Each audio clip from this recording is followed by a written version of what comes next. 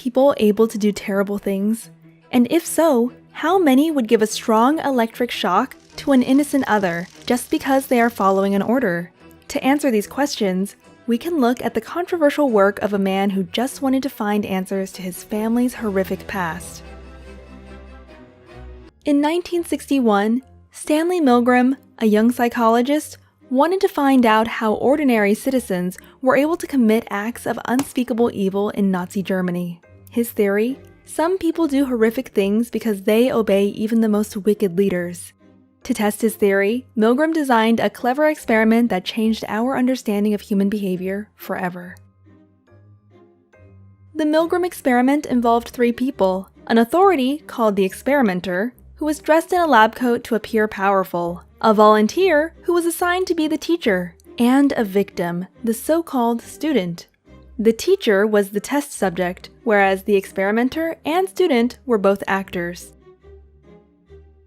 Following orders, the teacher would test a student who was sitting in another room by asking them questions. For every wrong answer, the experimenter would ask the teacher to inflict an electric shock, up to a life-threatening 450 volts. Before he began, Milgram asked his colleagues what they expected the outcome to be. Almost all of them agreed that only a few of the volunteers would obey and inflict electric shocks on innocent others. What do you think? Would anyone administer shocks higher than 300 volts? Milgram then advertised his experiment as a study on memory and learning at the campus of Yale University. People signed up without any idea of what they were really getting themselves into. The experiment began with the volunteers meeting the other participants. The volunteers then pulled a card to draw their role. Little did they know that they could only draw the teacher. Next, they would be given a sample of a light electric shock in order to experience firsthand what the others would have to go through. To start, the experimenter and the teacher were seated in one room, and the student was strapped to a chair in an adjacent room. The teacher and student were able to communicate, but not see each other. The experimenter then gave the teacher a list of questions. The teacher would then read out the questions and the student would press a button to indicate a response. For every false answer, the teacher would administer a shock, starting at 15 volts and increasing in 15-volt increments up to 450. What the teacher didn't know was that the student didn't actually receive any shocks. Instead, a tape recorder was used to play various responses. In the beginning, the teacher would hear protest or bangs against the wall. If shocks would increase, the reactions would become louder, and in case someone would go all the way, the learner would fall silent. In case the teacher became hesitant and asked to stop, the experimenter would resort to the following 4 prompts. First, he would say, "Please continue."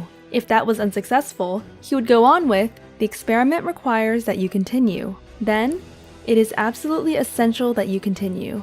And lastly, "You have no other choice. You must go on."